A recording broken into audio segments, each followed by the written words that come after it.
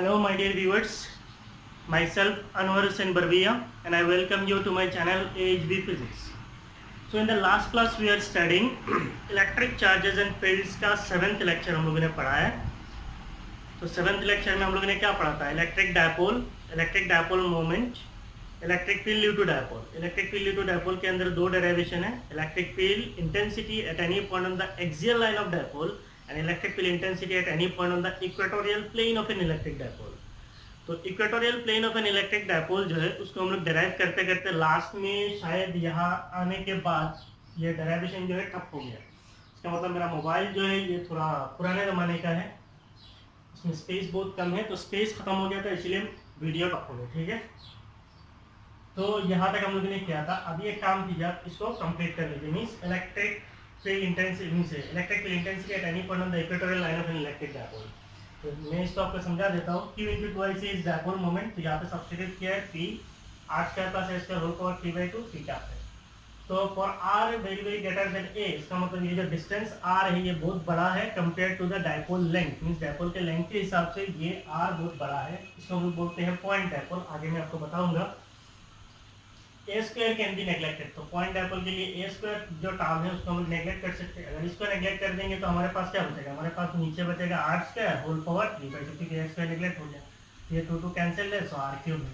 तो इसका मतलब ये क्या हो जाएगा? P by R cube. तो फैक्टोरियल अगर हम लोग बोलेंगे इक्वेटोरियल इलेक्ट्रिक फील्ड और डायपोल मोमेंट.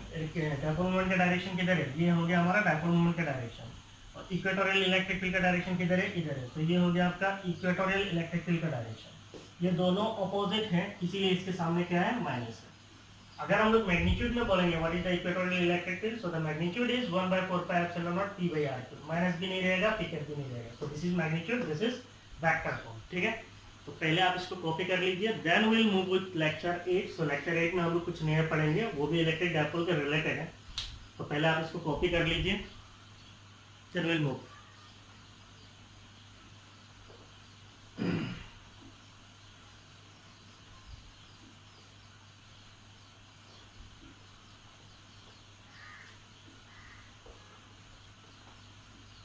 कॉपी कर लिए. तो यहाँ तक हमारा हो गया derivation of electric field at any point on the axial line as well as on the equatorial plane of an electric dipole. So what is the magnitude of electric field at any point on the axial line of dipole? The electric field at any point on the axial line of electric dipole is 1/4 pi epsilon naught 2p divided by r cube. And what is the magnitude of electric field at any point on the equatorial plane of a dipole? The magnitude of electric field at any point on the equatorial plane of dipole is 1/4 pi epsilon naught P by R cube. तो दोनों derivation हो गया. अभी आप यहाँ पे एक note लिख सकते हैं. The electric field intensity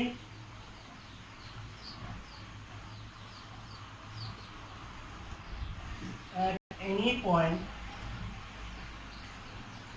on the axial line is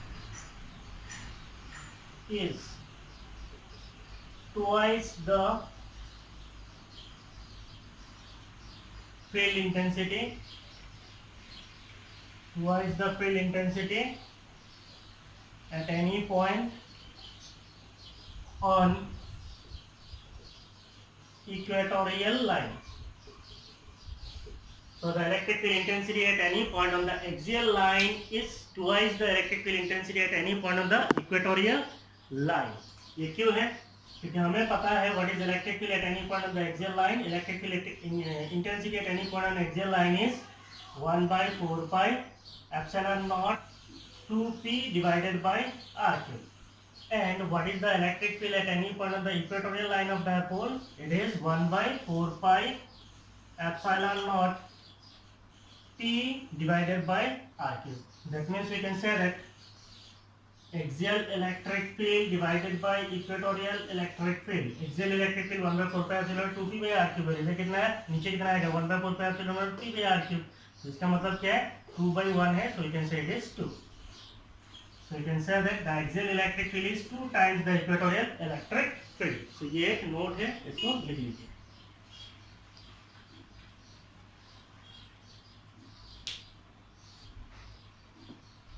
हो गया.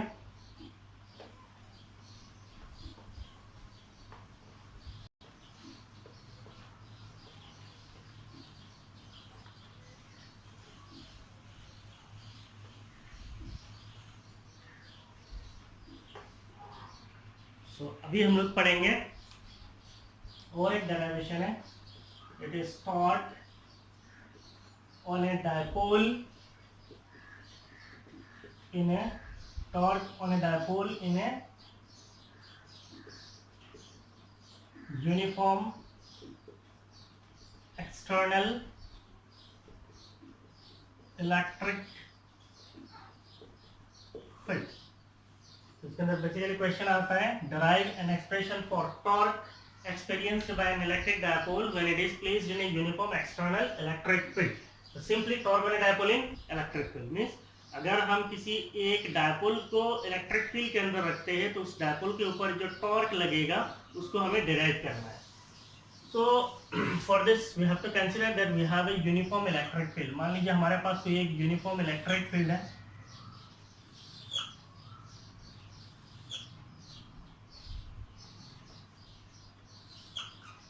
सो this is a uniform electric field. If you consider a dipole,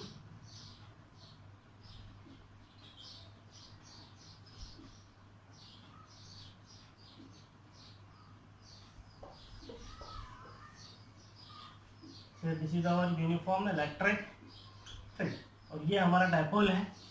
यहाँ पे मान लीजिए हमारा माइनस क्यू चार्ज, अगर हम लोग इलेक्ट्रिक फील्ड का डायरेक्शन ऐसे सोचते हैं, इसका मतलब ये साइड में पॉजिटिव है, ये साइड में नेगेटिव है, तो जिस साइड में एज्यूम ये पॉजिटिव है इधर हमें माइनस क्यू चार्ज रखना है, जिस साइड में नेगेटिव है उस साइड में हमें क्या करना है, प्लस क्यू चार्ज रखना है, तो इधर हमारा प्लस क्यू चार्ज है। ठीक है, नाउ ये जो चार्ज है ये हमारा एक पॉइंट चार्ज है, ये हमारा एक पॉइंट चार्ज है, दोनों पॉइंट चार्जेस का मैग्नीट्यूड इक्वल है, पोलैरिटी अपोजिट है, तो ये हमारा डायपोल बना है। ठीक है, तो इस डायपोल को ये जो पॉइंट चार्ज है इसको इलेक्ट्रिक फील्ड क्या करेगा, सो this is the electric field. ये साइड में इलेक्ट्रिक फील्ड का क्या है, नेगेटिव है, तो इसका मतलब ये नेगेटिव इसको खींचेगा, तो what will be the force on this point charge, the force on this plus Q charge, इसको मैं लिख रहा हूँ एफ प्लस क्यू, इसका मतलब force on plus Q charge vectorially लिख रहा हूँ, तो ये कितना है क्यू ई, ये क्यू है, हमें पता है electric field intensity is force per unit charge, so force is Q E, force is Q E, plus Q है तो इसका मतलब प्लस क्यू है, और यहाँ पे इलेक्ट्रिक फील्ड है, इसका मतलब प्लस क्यू के ऊपर जो फोर्स लगेगा ये फोर्स का डायरेक्शन किधर है, ये हो गया हमारा force on plus Q charge, और इलेक्ट्रिक फील्ड का डायरेक्शन किधर है, इधर है, इसका मतलब ये दोनों सेम डायरेक्शन में, इसलिए सामने क्या है, प्लस है, यहाँ पे माइनस है, इसका मतलब हाइपोथेटिकली ये साइड में क्या है, पॉजिटिव है, इसका मतलब ये माइनस क्यू चार्ज के ऊपर जो फोर्स लगेगा उसका डायरेक्शन कैसा होगा, ऐसा होगा, तो इसको हम लोग लिख सकते हैं force on minus Q charge vectorially लिखेंगे, तो यहाँ पे क्या होगा, force is Q E vector है, लेकिन अगर माइनस क्यू चार्ज के ऊपर देखेंगे तो माइनस क्यू चार्ज के ऊपर देख रहा हूँ, फोर्स का डायरेक्शन किधर है, फोर्स का डायरेक्शन है, फोर्स ऑन माइनस क्यू का डायरेक्शन किधर है, इधर है, लेकिन इलेक्ट्रिक फील्ड का डायरेक्शन किधर है, इलेक्ट्रिक फील्ड का डायरेक्शन इधर है, राइट साइड में, इसका मतलब फोर्स और फील्ड दोनों अपोजिट है, तो सामने क्या आएगा, माइनस, तो ये आ गया सामने माइनस। क्लियर,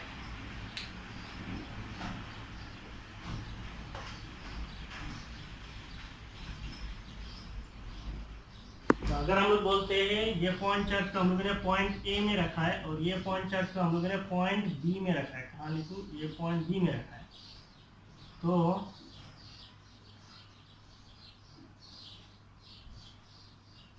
ये कुछ ट्रायंगल का शेप क्यों बना रहा हूँ आपको पता चल जाएगा। मान लीजिए ये पॉइंट जो है एम है, यहाँ पे हमारा माइनस क्यू चार्ज है, वहाँ पे हमारा प्लस क्यू चार्ज है, पॉइंट ए में माइनस क्यू को रखा है, पॉइंट बी में प्लस क्यू को रखा है। ठीक है, सपोज ये डायपोल जो होता है, जो भी डायपोल है, इलेक्ट्रिक डायपोल का एक डायपोल मोमेंट होता है, what is the direction of electric dipole moment, the direction of electric dipole moment is P vector and it is directed from negative to positive. If this p vector makes an angle theta with e vector, इसका मतलब electric dipole moment क्या है, p vector है, वो electric field के साथ angle क्या बना रहा है, थीटा बना रहा है। ठीक है, चलो अभी हम लोग डेरिवेशन शुरू करते हैं। Consider a permanent dipole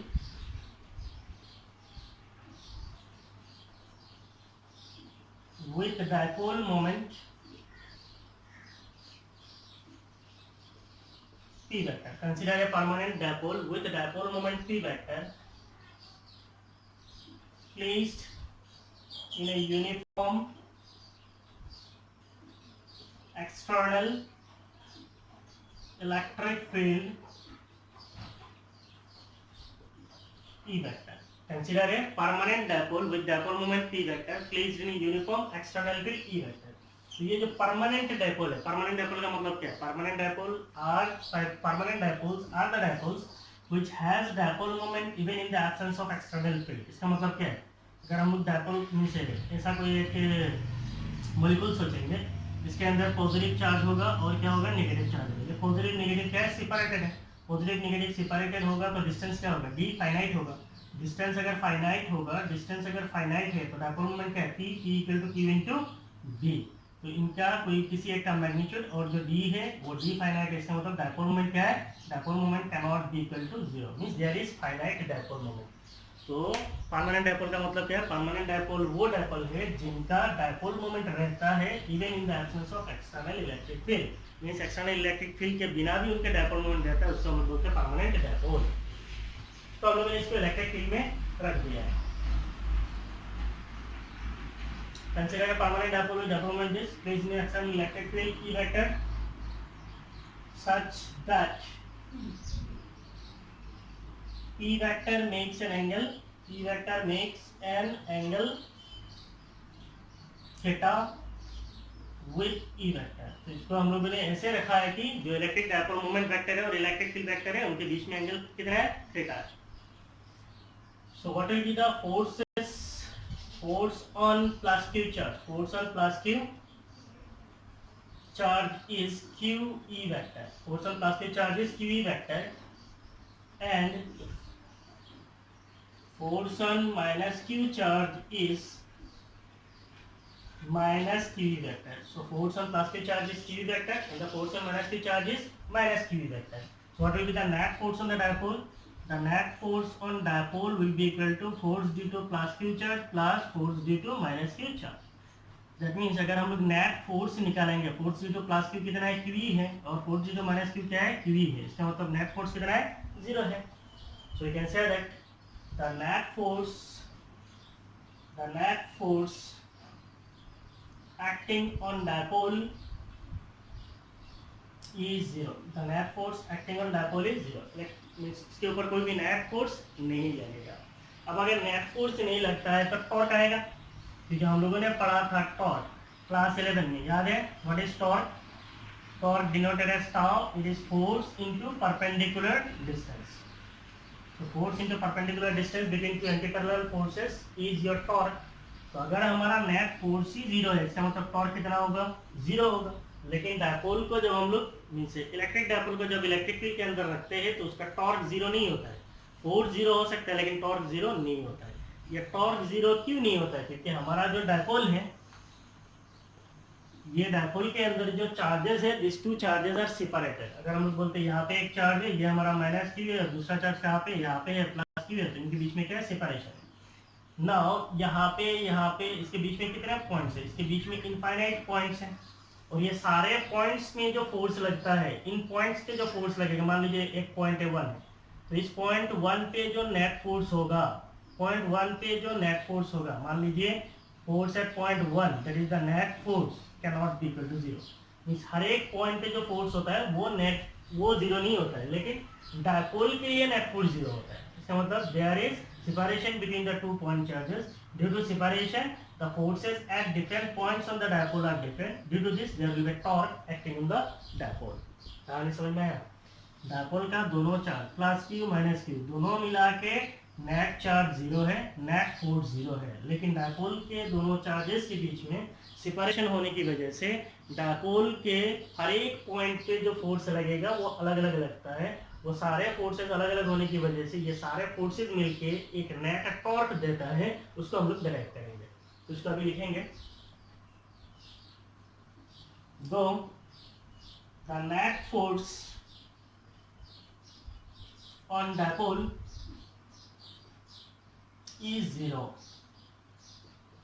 though the net force on dipole is 0, but the forces at different points on the dipole,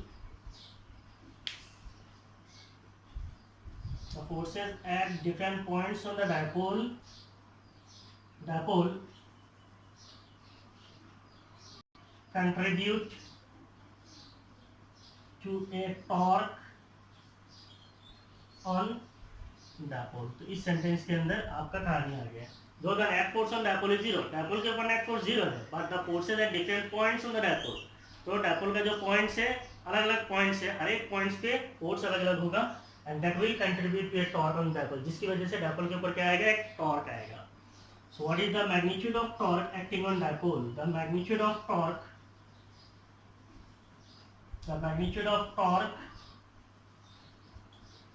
acting on dipole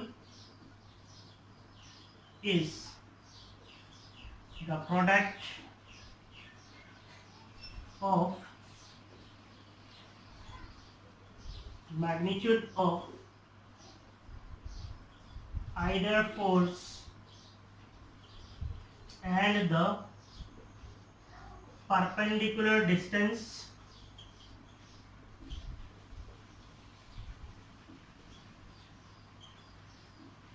between the two anti-parallel forces.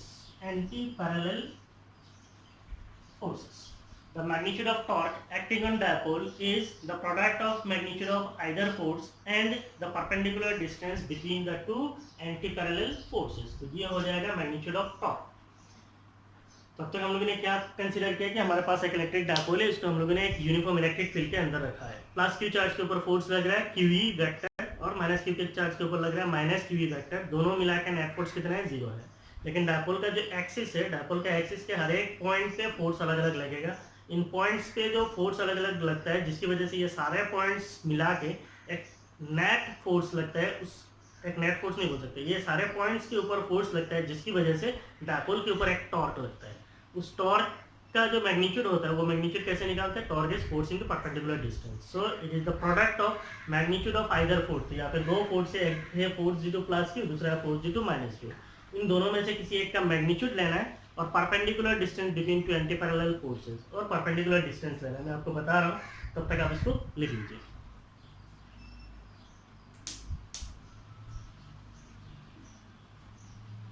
देखिए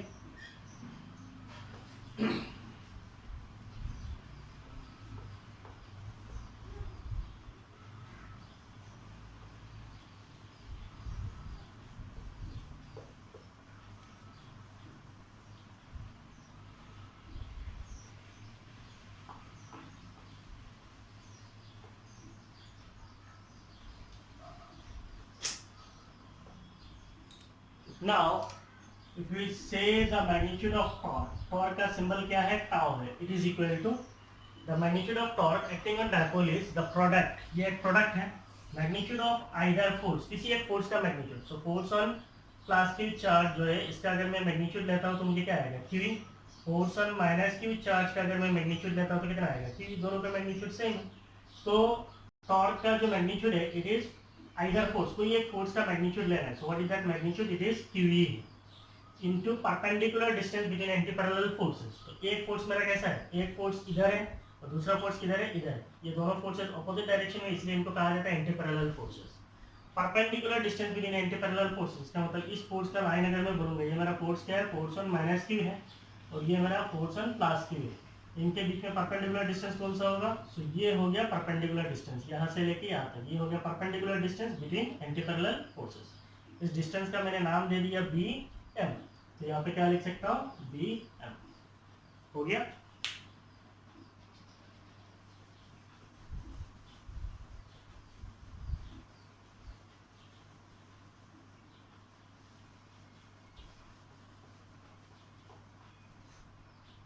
तो ये जो बी एम डिस्टेंस, इसको हम लोग कैसे निकाल सकते हैं? अगर हम लोग कंसिडर करेंगे कि ये हमारा डायपोल है, ये हमारा बी है, ये एम है, और ये जो डायपोल का लेंथ है, ये डायपोल का लेंथ कितना है, 2i से है।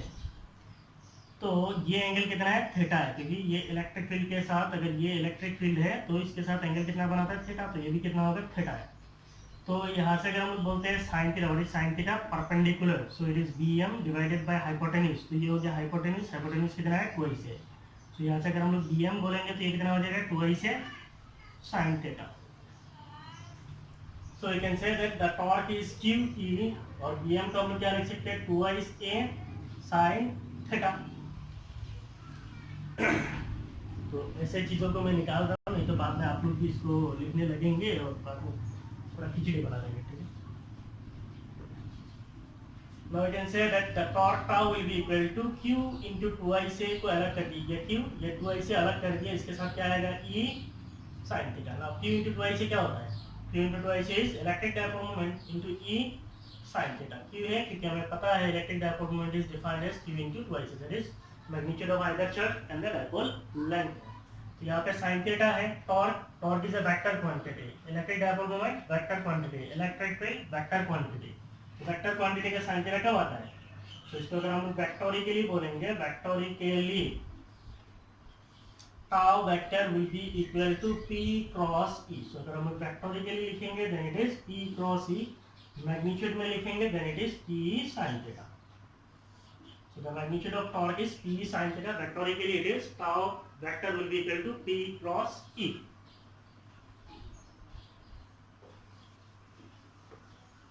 हो गया? ये आपका डेरिवेशन खत्म है, इसमें कुछ नोट्स लिखते हैं।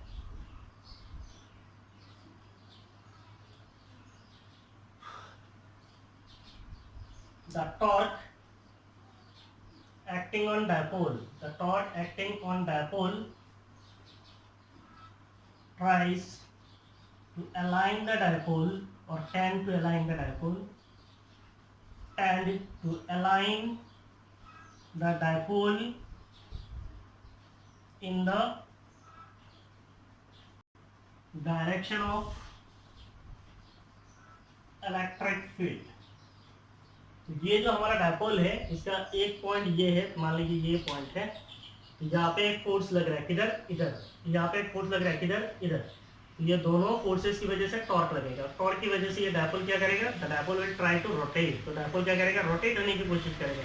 तो डायपोल कैसे रोटेट करेगा, डायपोल ऐसे रोटेट करेगा कि ये ऐसे हो जाएगा, जैसे ये ऐसे हो जाएगा। इस कंडीशन में आने के बाद क्या है, इधर प्लस की वे इधर नेगेटिव है, तो ये इसको अट्रैक्ट करके रखेगा। इधर माइनस की वे इधर क्या है, प्लस की प्लस है, इलेक्ट्रिक फील्ड का प्लस है, इधर क्या है माइनस की वे, तो ये इसको अट्रैक्ट करेगा, ये इसको अट्रैक्ट करेगा। तो आपका डायपोल जो है ना इधर जाएगा ना उधर जाएगा, ना इधर जाएगा ना इधर जाएगा, इसका मतलब डायपोल का रोटेशन क्या हो जाएगा, बंद हो जाएगा। तो इस पोजीशन को हम लोग बोलते हैं स्टेबल इक्विलिब्रियम। तो इसका मतलब डायपोल के ऊपर टॉर्क लगने की वजह से टॉर्क जो है डायपोल को घुमाने की कोशिश करता है, और डायपोल को घुमा के कहाँ पे लेके आ जाता है, डायपोल को इन the direction of electric field लेके आ जाता है। तो इसीलिए हम लोगों ने बोला torque acting on dipole tend to align, means dipole को कोशिश करता है कि घुमा दे, align the dipole in the direction of electric field. कैसे घुमाता है कि इलेक्ट्रिक फील्ड के साथ आ जाए, तो आपका डायपोल मोमेंट ऐसे आ जाएगा और इलेक्ट्रिक फील्ड कैसा है, ऐसा है, तो दोनों सेम डायरेक्शन में आ जाएगा, तो ये स्टेबल इक्विलिब्रियम में आ जाएगा। तो इसमें दो केस में पढ़ेंगे, when theta is equal to 0 degree, इसको हम लोग बोलते हैं स्टेबल इक्विलिब्रियम। इसको स्टेबल इक्विलिब्रियम क्यों कहा जाता है, क्योंकि टॉर्क स्टेबल इक्विलिब्रियम कंडीशन है। तो अगर थीटा 0 होगा then what will be torque, torque is p e sin theta. So sin 0, what is sin 0, sin 0 is 0, इसका मतलब torque is 0। So when theta is 0 that is at stable equilibrium, the torque acting on the dipole is 0, the torque acting on dipole is 0 and this position is called stable equilibrium position of dipole। हो गया? दूसरा, when theta is equal to 90 degree, theta जब 90 degree होगा तब क्या होगा, torque is maximum. Torque maximum कैसे होगा, क्योंकि टाउ, इसको मैं मैक्सिमम लिख दे रहा हूँ, tau is p e sin theta. तो sin 90 कितना है, sin 91 है, तो इसका मतलब टॉर्क कितना है, p है। सो व्हेन द डायपोल इज, अगर हम बोलते हैं ये हमारा यूनिफॉर्म इलेक्ट्रिक फील्ड है, ये यूनिफॉर्म इलेक्ट्रिक फील्ड के साथ डायपोल अगर ऐसे आ जाएगा, इसका मतलब p वेक्टर कैसा है, ऐसा है, p vector e vector same direction में होगा, इसका मतलब ये हमारा डायपोल है। तो p vector e vector same direction में आ जाएगा, तो आपका थीटा कितना है, 0 है। थीटा अगर 0 है तो टॉर्क कितना लगेगा, 0 लगेगा। दूसरा, इलेक्ट्रिक फील्ड कैसा है, ऐसा है, ये हो गया इलेक्ट्रिक फील्ड वेक्टर, और डायपोल मोमेंट वेक्टर किधर है, इधर है। तब आपका थीटा कितना है, theta is 90 degree. Theta 90 degree होगा तो आप ऐसे अज्यूम कीजिए ना, ये डायपोल मोमेंट है, ये इलेक्ट्रिक फील्ड है, तो इसके ऊपर टॉर्क क्या लगेगा, मैक्सिमम टॉर्क लगेगा। So you can say this is the maximum torque. So when dipole is aligned in the direction of electric field, the torque acting on it is zero, and when the dipole is perpendicular to the electric field, the torque acting on it is maximum. Dipole electric field के साथ होने से torque zero होता है, और dipole अगर perpendicular to electric field होता है तो टॉर्क क्या होता है, मैक्सिमम होता है। लिख लीजिए।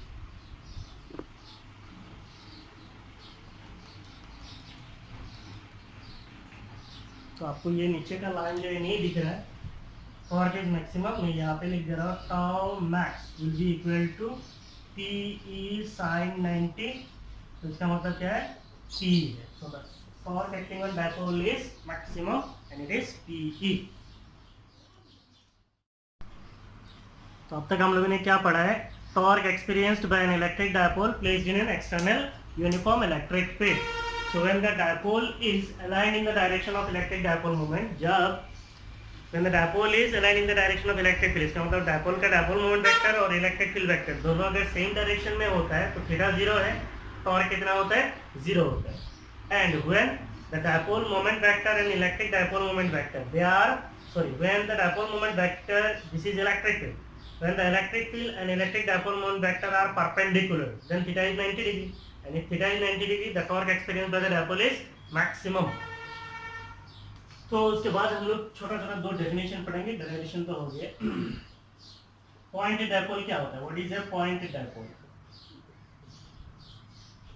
When the dipole size approaches, when the dipole size approaches to zero, dipole size approaches to zero, that means twice approaches to zero. Dipole size का मतलब क्या है, dipole length, dipole size approaches to zero, the charge q, when the dipole size approaches to zero, that is twice times to zero, the charge q is infinite, charge जो है वो infinite हो जाता है, that is q tends to infinity, so that the dipole moment is finite, so that the dipole moment is finite, such a dipole is called point dipole, such a dipole is called point dipole. इसका मतलब क्या है, हमारा जो dipole है, मान लीजिए ये हमारा plus Q charge minus Q charge है और ये हमारा प्लस क्यू चार्ज है, ये हो गया दो चार्ज, इनके बीच में सेपरेशन कितना है, इनके बीच में सेपरेशन जो है ट्वाइस है। तो ये ट्वाइस से अगर टेंड्स टू जीरो होगा तो क्यू टेंड्स टू इनफाइनाइट होगा, क्यों होगा, क्योंकि हमें पता है dipole moment is q into twice है। तो ये किधर जा रहा है, twice is approaching to zero. और डायपोल मोमेंट क्या है, डायपोल मोमेंट एक फाइनाइट क्वांटिटी है, तो अगर ये जीरो की तरफ जा रहा है इसका मतलब जीरो नहीं है, 0.00001 समथिंग इतना छोटा है, तो ये किधर जाएगा, the Q will move towards infinite. तो ऐसे डायपोल को हम लोग क्या बोलते हैं, पॉइंट डायपोल बोलते हैं, इसको हम लोग शॉर्ट डायपोल भी बोलते हैं। तो सिंपली हमारा जो भी डेरिवेशन है वो सारे पॉइंट डायपोल्स के लिए है। डेफिनेशन लिखिए।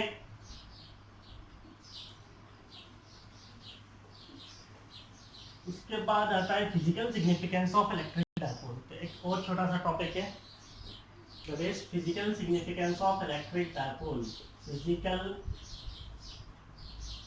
Significance of electric dipole. तो अगर आपके एग्जाम में आ जाता है describe the physical significance of electric dipole या what is the physical significance of electric dipole, तब तो आप ये टॉपिक के एज इट इज लिख सकते हैं। लेकिन मैं इसके अंदर दो डेफिनेशन के रूप में आपको लिखा दूंगा, ठीक है, तो वो भी आपको एग्जाम में आ सकता है, water polar and non polar molecules, ठीक है।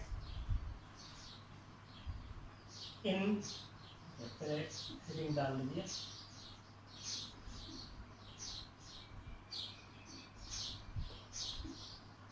Non polar molecules.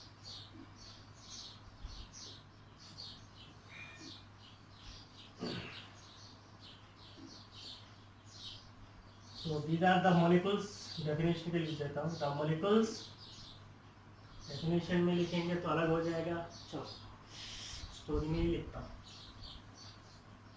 In most of the molecules, in most of the molecules, the center of positive and negative charges, in most of the molecules the center of positive and negative charges coincide. The net dipole moment is zero. Net dipole moment is zero. But when placed in external electric field, placed in external electric field, they acquire, the net dipole moment is zero, but when placed in external electric field,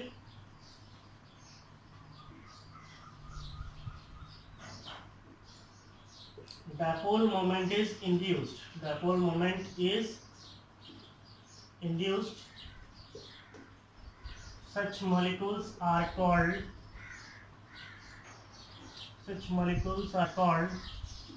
non-polar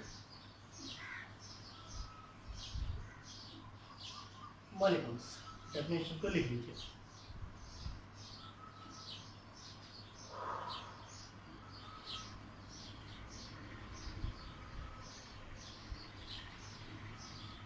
examples भी लिख दीजिए, CO2, CH4 etcetera, ऐसे बहुत सारे। इसका मतलब क्या है? Most of the molecule the centre of positive and negative charges coincide. इसका मतलब ऐसे बहुत सारे मॉलिक्यूल्स होता है जहाँ पे सेंटर ऑफ पॉजिटिव चार्ज और नेगेटिव चार्ज एक ही पॉइंट पे होता है। इसका मतलब इनके बीच में डिस्टेंस कितना होता है? जीरो। अगर इनके बीच में डिस्टेंस जीरो होगा तो डायपोल मोमेंट कितना होगा? Dipole moment is q into 2i से, सो डिस्टेंस इज जीरो। इसका मतलब क्या है? डायपोल मोमेंट जीरो होगा, so the dipole moment is zero. But when placed in external electric field, लेकिन ऐसे मॉलिक्यूल्स को अगर हम लोग एक्सटर्नल इलेक्ट्रिक फील्ड के अंदर रख देंगे तो इनका पॉजिटिव चार्ज नेगेटिव चार्ज दूर दूर चले जाता है। इसको बोलते हैं पोलराइजेशन। ये हम लोग चैप्टर 2 में पढ़ेंगे। पॉजिटिव नेगेटिव चार्जेस जो है मूव हो जाता है, जिसकी वजह से डायपोल मोमेंट इंड्यूस हो जाता है। So you can say that but when placed in external electric field, dipole moment is induced. Such molecules are called non-polar molecules. Example से आपका CO2, CH4 etc. तो इस चीज को आप अंडरलाइन कर लीजिए, non-polar molecules. So what are non-polar molecules and what are polar molecules बोल के भी आ सकता है। और अगर आपको physical significance of electric dipole बोले तो ये कहानी लिख दीजिए, हो गया।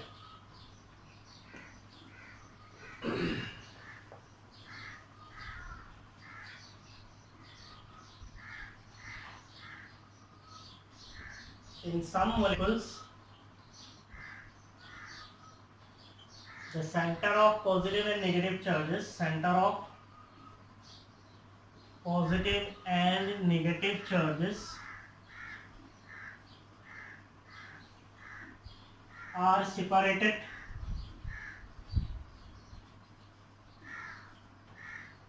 even in the absence of external field.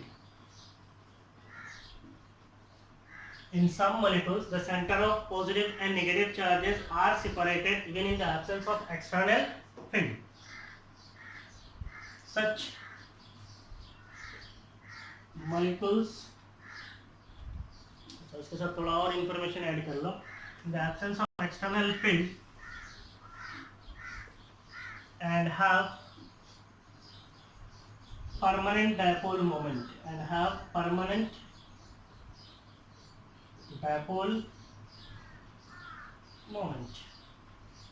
Such molecules are called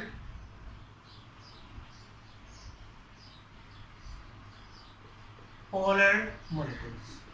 तो एग्जाम में आ सकता है what are polar molecules and non polar molecules. जो मॉलिक्यूल्स के centre of positive charge negative charge एक पॉइंट पे होता है, डायपोल मोमेंट जीरो होता है, उनको हम लोग नॉन पोलर मॉलिक्यूल्स बोलते हैं। लेकिन उन नॉन पोलर मॉलिक्यूल्स को जब हम लोग एक्सटर्नल इलेक्ट्रिक फील्ड में रखते हैं तो उसमें डायपोल मोमेंट इंड्यूस हो जाता है। एग्जांपल है आपका CO2 CH4 है। In some molecules the centre of positive negative charges are separated. तो पॉजिटिव चार्ज का सेंटर नेगेटिव चार्ज का सेंटर अलग अलग होता है and have permanent dipole moment, जिसकी वजह से इनके बीच में सेपरेशन आता है, जिसकी वजह से dipole moment can not B zero. ऐसे मॉलिक्यूल को कहा जाता है पोलर मॉलिक्यूल। इसका एक एग्जांपल लिख लीजिए H2। तो अगर फिजिकल सिग्निफिकेंस आता है ये कहानी लिख दीजिए, पोलर नॉन पोलर मॉलिक्यूल आता है तो ये अलग अलग करके लिख दीजिए, ठीक है। So this is all about your electric dipole. So हम लोगों ने और एक क्लास जो है गॉस लॉ का, मैंने आपको गॉस लॉ पढ़ाया था, प्रूफ पढ़ाया था, 2 एप्लीकेशन पढ़ाया था, थर्ड एप्लीकेशन नहीं पढ़ाया था। So in next class will meet with the third application of Gauss law. If you really like my videos please like it, share my videos. If you have not subscribed, please subscribe my channel. Thank you. Bye bye.